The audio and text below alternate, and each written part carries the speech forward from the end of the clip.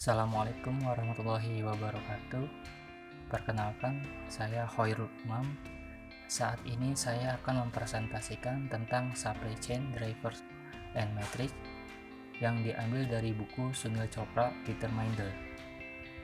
Penjelasan saya akan berfokus kepada poin pricing. Pricing atau harga adalah proses di mana perusahaan memutuskan berapa banyak biaya pelanggan untuk barang dan jasa. Harga juga mempengaruhi segmen setiap pelanggan yang memilih untuk membeli produk, serta mempengaruhi harapan pelanggan. Ada juga yang namanya pricing strategies. Pricing strategies atau strategi penetapan harga menjadi salah satu kebijakan penting sebuah perusahaan yang akan mempengaruhi tingkat penjualan dari perusahaan. Penetapan harga jual merupakan salah satu poin penting di dalam manajemen harga. Pada prinsipnya, harga jual merupakan angka yang sudah menutupi biaya produksi secara utuh dan ditambahkan dengan laba atau keuntungan dalam jumlah yang wajar. Nah, berikut ini adalah keuntungan menerapkan pricing strategies. Keuntungan yang didapat dengan menerapkan pricing strategies adalah dapat memberikan kepuasan terhadap konsumen dengan membuat penetapan harga yang transparan, guna mempertahankan konsumen dan mendapatkan keuntungan penjualan dengan proporsi tertentu. Terakhir, memberikan efek tertentu terhadap persaingan dengan retail-retail lain. Selanjutnya, peran harga. Harga merupakan tuas yang bisa digunakan untuk mencocokkan penawaran dan permintaan, terutama ketika supply chain tidak sangat fleksibel. Misalnya, diskon jangka pendek dapat digunakan untuk menghilangkan surplus pasokan atau mengurangi lonjakan permintaan musiman dengan memindahkan beberapa permintaan ke depan. Semua keputusan harga harus dibuat dengan tujuan untuk meningkatkan keuntungan perusahaan. Dalam penetapan harga, ada 4 komponen yang bisa kita terapkan. Yang pertama, pricing and economies of scale. Sebagian besar kegiatan supply chain menampilkan ekonomi skala. Dalam setiap kasus, penyedia kegiatan supply chain harus memutuskan bagaimana harga itu dengan persetujuan pemerintah untuk mencerminkan skala ekonomi ini. Yang kedua, EDLP, Everyday Low Pricing, merupakan strategi untuk menetapkan harga menjadi lebih rendah yang dibuat setiap hari.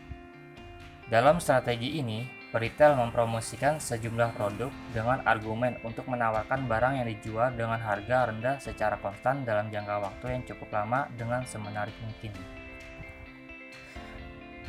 Yang ketiga, fixed price atau harga tetap. Perusahaan harus memutuskan apakah akan menetapkan harga tetap untuk kegiatan supply chain atau memiliki menu dengan harga yang bervariasi dengan beberapa atribut lainnya, seperti waktu respon atau lokasi pengiriman. 4. Pricing Related Metric.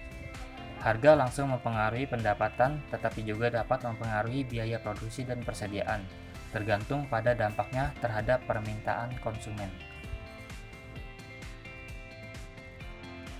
Dalam Pricing Related Metric, ada 8 jenis pengukuran. Yang pertama, profit margin, yaitu mengukur keuntungan sebagai persentase pendapatan. Sebuah perusahaan perlu untuk memeriksa berbagai margin keuntungan metrik untuk mengoptimalkan harga, termasuk dimensi, seperti jenis margin, lingkup, jenis pelanggan, dan lain-lain. Yang kedua, Days Sales Outstanding, yaitu mengukur waktu rata antara saat penjualan dilakukan dan saat uang tunai dikumpulkan. Yang ketiga, Incremental Fixed Cost per Order, yaitu mengukur biaya incremental yang independen dari ukuran pesanan. Ini termasuk biaya pergantian di pabrik manufaktur atau pemrosesan pesanan atau biaya transportasi yang dikeluarkan independen dari ukuran pengiriman pada perusahaan mail order. Yang keempat, Incremental Variable Cost per Unit, yaitu mengukur biaya tambahan yang bervariasi sesuai dengan ukuran pesanan. Ini termasuk memilih biaya pada perusahaan mail order atau biaya produksi variabel di pabrik manufaktur. Lalu yang kelima, average sale price, yaitu mengukur harga rata-rata di mana aktivitas supply chain adalah terbentuk dalam periode tertentu. Rata-rata harus diperoleh dengan pembobohan harga dengan kuantitas yang dijual pada harga tersebut. Yang keenam, average order size, yaitu mengukur jumlah rata per pesanan, harga jual rata, ukuran pesanan, biaya tetap tambahan per pesanan, dan biaya variabel tambahan per unit membantu memperkirakan kontribusi dari melakukan aktivitas supply chain.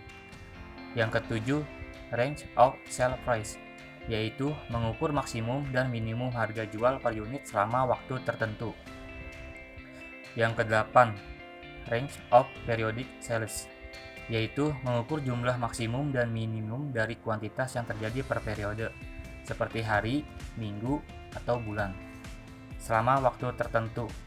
Tujuannya adalah untuk memahami setiap korelasi antara penjualan dan harga dan setiap kesempatan potensial untuk mengalihkan penjualan dengan harga berubah dari waktu ke waktu. Nah, ini adalah salah satu contoh dari 4 strategi komponen penetapan harga yang telah saya bahas sebelumnya, yaitu strategi EDLP. Salah satu supermarket yang menggunakan strategi EDLP adalah TikTok, karena mereka memberikan jaminan bahwa produk yang dijual di tempat tersebut merupakan harga yang paling murah, atau paling tidak harganya sama dengan ada di toko-toko retail kecil seperti Indomaret atau Alfamart. Akan tetapi, menurut saya adalah tidak semua produk yang dijual TikTok harganya lebih murah dibandingkan retail lainnya. Itulah beberapa materi yang dapat saya presentasikan. Mohon tinggalkan jejak pada kolom komentar agar saya bisa jauh lebih baik lagi. Saya undur diri dan terima kasih. Assalamualaikum warahmatullahi wabarakatuh.